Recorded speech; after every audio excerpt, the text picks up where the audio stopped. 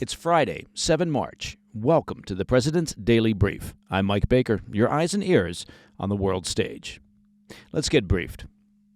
We'll kick things off with a major update on the Trump administration's trade war as the president pauses tariffs on a host of goods from Mexico and Canada for a period of 1 month, praising Mexican President Claudia Sheinbaum's cooperation with the U.S.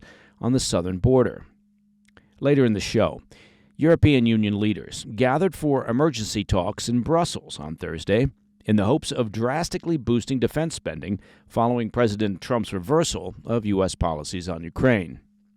Plus, at least 15 people were injured in South Korea on Thursday after their military accidentally dropped 8 bombs, on a civilian area during a joint training exercise near the North Korean border. And in today's Back of the Brief, anti-Israel protests took a radical turn this week at Columbia University as an antisemitic mob calling for, quote, death to America, hung an effigy of a school administrator and handed out flyers authored by the Hamas Media Office, glorifying the brutal 7 October attacks. Meanwhile, the gormless university administrators, they continued to negotiate with the mob. But first, today's PDB Spotlight. In another whiplash-inducing reversal, the Trump administration is walking back their plans to impose crippling trade tariffs on America's northern and southern neighbors over the ongoing fentanyl crisis.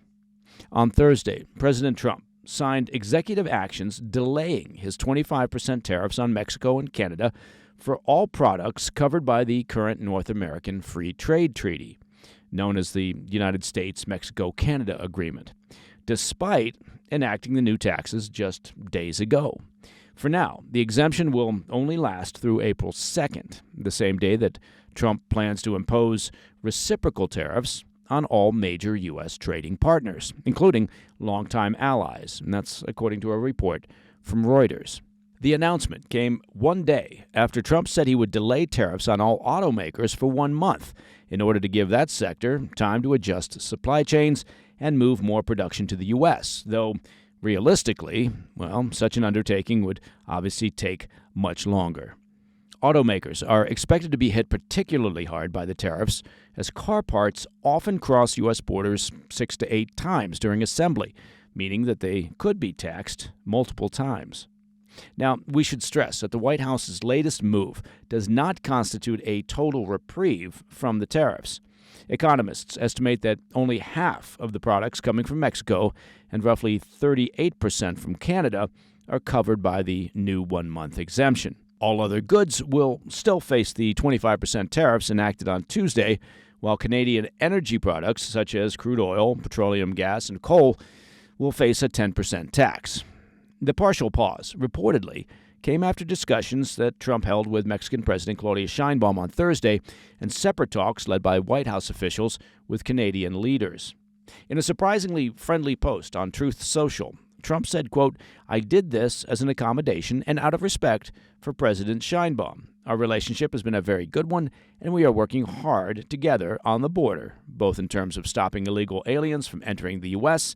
and likewise stopping fentanyl. The president added, quote, thank you to President Sheinbaum for your hard work and cooperation, end quote. Now, while Trump singled out Sheinbaum from Mexico for praise in his statement, don't expect the same warmth from the president for Canadian leaders.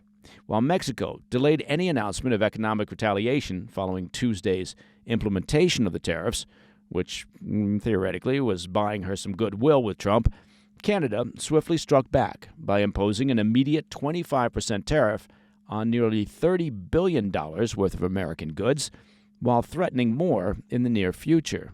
Canadian Prime Minister Justin Trudeau also criticized the tariff move on Tuesday as, quote, a very dumb thing to do. He dug in his heels further on Thursday, saying that he expects the trade war to continue with the U.S. for the foreseeable future, and that Canada would not lift its retaliatory actions unless the White House permanently rolls back all the tariffs. Trump responded on Thursday by slamming Trudeau on Truth Social over the, quote, terrible job he's done for Canada, and accusing him of using the trade argument to win back political support. We should note, the comprehensive tariff exemptions issued Thursday mark the second time that the Trump administration has delayed, at least in part, tariff actions against Mexico and Canada. He initially threatened to impose the tariffs back in early February, but paused their implementation after Canada and Mexico promised to take strong actions to secure their borders and reduce the flow of migrants and drugs into the U.S. Given the starts and stops with these tariffs, it's, well, anyone's guess what will happen come the new deadline of April 2nd, when, as I mentioned, the Trump administration also plans to roll out a global regime of reciprocal tariffs on all trading partners. Commerce Secretary Howard Lutnick told CNBC on Thursday, quote, "On April 2nd, we're going to move with the reciprocal tariffs, and hopefully Mexico and Canada will have done a good enough job on fentanyl that this part of the conversation will be off the table. But if they haven't, this will stay on," end quote. All right, coming up next, EU leaders gathered for emergency talks in Brussels on Thursday in the hopes of drastically increasing defense spending. And at least 15 people were injured in South Korea on Thursday after their military accidentally dropped 8 bombs on civilian areas during a training exercise. I'll be right back. Welcome back to the PDB. European Union leaders committed Thursday to backing new defense spending plans aimed at funneling billions into protecting the continent. The decision follows the Trump administration's suspension of military aid and intelligence support to Ukraine earlier this week, a move that's forced Europe to reassess its security posture. This comes as Ukrainian President Zelensky, in his nightly address on Thursday, said that negotiations between Ukraine and the United States over ending the war will take place in Saudi Arabia next week. Zelensky is set to meet with Crown Prince Mohammed bin Salman in Riyadh on Monday, and his delegation will remain in Saudi Arabia for follow-up talks with American officials. At an emergency summit in Brussels earlier in the day, leaders of the 27-member EU agreed to relax fiscal rules that could unlock as much as $700 billion for military investments over time. European Commission President Ursula von der Leyen called it a, quote, watershed moment, also pushing a plan to jointly borrow up to $162 billion to lend to EU governments to spend on weapons procurement, something that member states must still agree on. Yet for all the talk of a more self-sufficient Europe, the summit fell short of delivering action. It was, frankly, plenty of rhetoric with very little apparent follow-through. Leaders left Ukraine's most pressing needs, that would be weapons and ammunition, largely unaddressed. Most notably, this so-called rearmament plan remains theoretical, subject to approval from individual member states, and it already faces headwinds. One of the biggest sticking points: not every European country is equally eager or financially capable of ramping up defense spending. 6 EU nations have debt levels exceeding 100% of their GDP, raising concerns about how they'll finance a military buildup. The leaders also failed to reach consensus on unfreezing an estimated $196 billion in Russian assets held in European financial institutions. It's a potential windfall that could go towards aiding Ukraine, but it remains politically fraught. Additionally, Hungarian Prime Minister Viktor Orban, Moscow's closest ally in Europe, refused to endorse part of the summit's statement of support for Ukraine.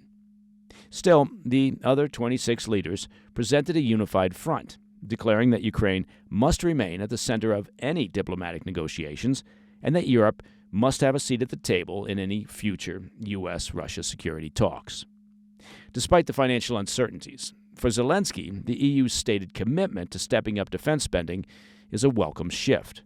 Speaking to reporters, Zelensky stated, quote, "We are very thankful that we are not alone." But he added bluntly, quote, "The real question for any negotiations is whether Russia is capable of giving up the war." Zelensky pointed to Moscow's escalating military expenditures, its continued expansion of troop levels, and its relentless efforts to bypass sanctions, all signs, he argued, that the Kremlin has no interest in backing down from their war effort. Meanwhile, President Trump's evolving foreign policy stance loomed over the summit. U.S. envoy to Ukraine Keith Kellogg defended Washington's decision to freeze military aid and cease intelligence sharing, casting it as a tough love approach to force Kyiv into negotiations. Kellogg stated, quote, The best way I can describe it is it's sort of like hitting a mule with a 2x4 across the nose. You get their attention." End quote. Interesting analogy. With negotiations between the U.S. and Ukraine set for next week, the summit made one thing clear. If Washington steps back, Europe will have to step up. All right, turning to South Korea. A military exercise turned disastrous on Thursday when 2 fighter jets accidentally dropped 8 bombs on a civilian area near the North Korean border, injuring at least 15 people and causing significant structural damage. The incident unfolded around 10 a.m. local time in Pocheon, a northeastern city of 140,000 people, during a live-fire joint exercise with the United States in preparation for the annual Freedom Shield military exercises, which are scheduled to begin on the 10th of March. According to the South Korean Air Force, the 500-pound Mk-82 bombs were, quote, abnormally released, well, that's one way to put it, from 2 KF-16 fighter jets outside the designated firing range. A preliminary investigation revealed that one pilot had entered incorrect targeting coordinates, well, that would do it, sending 4 bombs off course, while the cause of the second jet's malfunction remains under review. The South Korean Joint Chiefs of Staff admitted that multiple layers of verification should have prevented such an error, but failed at several critical points. The fallout was immediate, as 2 civilians suffered serious but non-life-threatening injuries, while 13 others sustained minor wounds, including 2 South Korean soldiers inside a military chapel and 2 foreign nationals caught in the blast radius. The damage was extensive. 8 buildings, including 5 homes, a warehouse, a greenhouse, and a chapel, bore the brunt of the explosions. Images from the scene depicted shattered windows, debris-littered streets, and emergency crews working to evacuate residents as authorities scrambled to locate any unexploded ordnance. In response, South Korea's Joint Chiefs announced the immediate suspension of live-fire drills. However, military officials confirmed that Freedom Shield exercises would proceed as planned in the coming days. The U.S. military was quick to clarify that no American aircraft were involved in the mishap. Colonel Ryan Donald, a spokesman for U.S. Forces Korea, emphasized that the U.S. was fully cooperating with the South Korean military's investigation, adding, quote, "The safety of the local community, U.S. and Republic of Korea personnel is our top priority." The South Korean Air Force issued a formal apology, pledging to compensate affected civilians and assemble an investigative committee to determine the precise cause of the incident and ensure such errors don't happen again.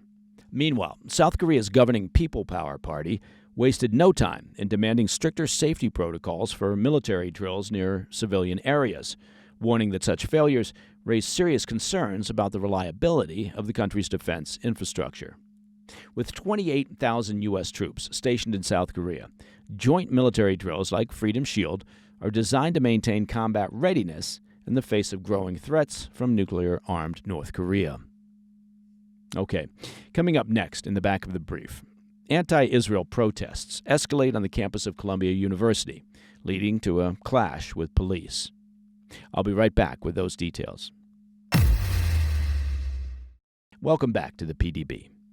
In today's Back of the Brief, anti-Israel protests took a dark turn this week at Columbia University in New York City, as anti-Semitic mobs took over another campus building during a demonstration that ended with a fake bomb threat and a dramatic clash with NYPD police officers.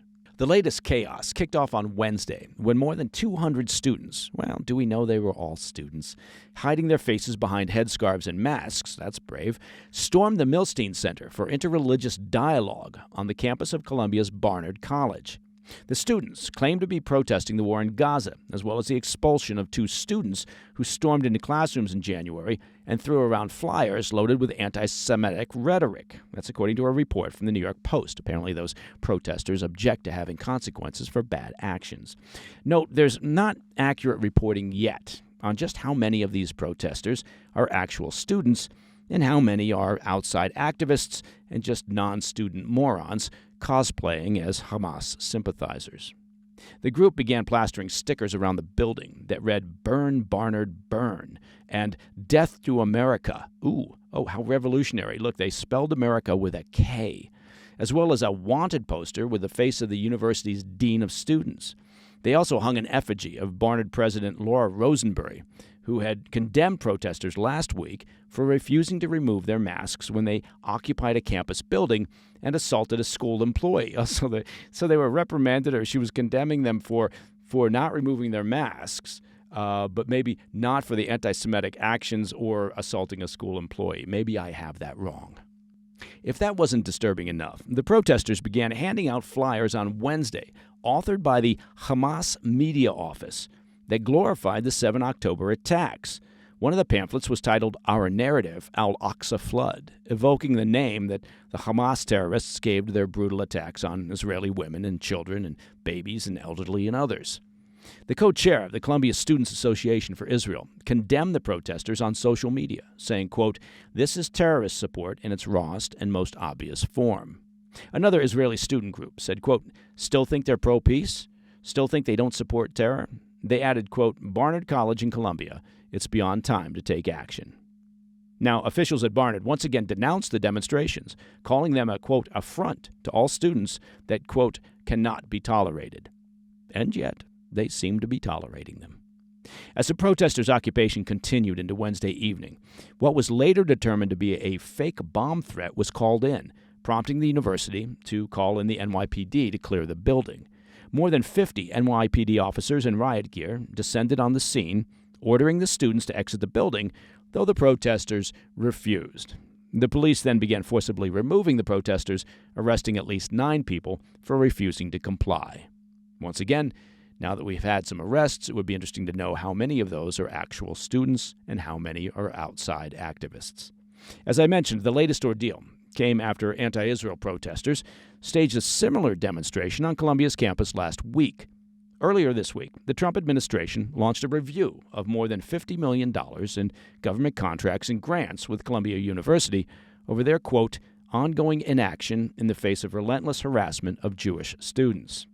President Trump also vowed to strip federal funding from any college that allows, quote, illegal protests, and threatened to revoke visas and deport foreign students involved in violent demonstrations.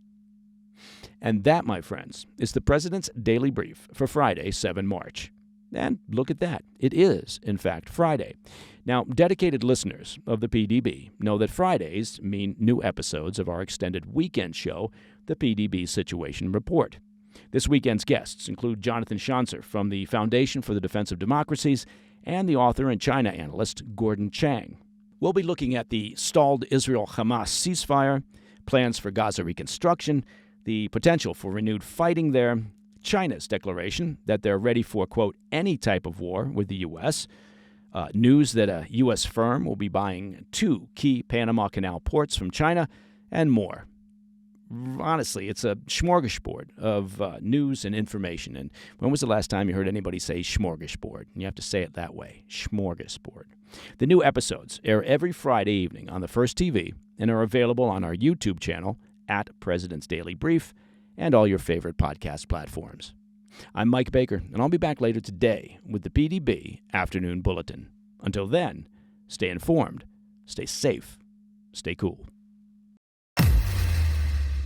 Hey, thanks for tuning in. If you enjoyed this video, don't forget to hit that like button and leave a comment, a really positive, nice, and kind comment. That would be appreciated. And if you're not already subscribed to our channel, make sure to subscribe and turn on notifications so you don't miss any of our daily updates.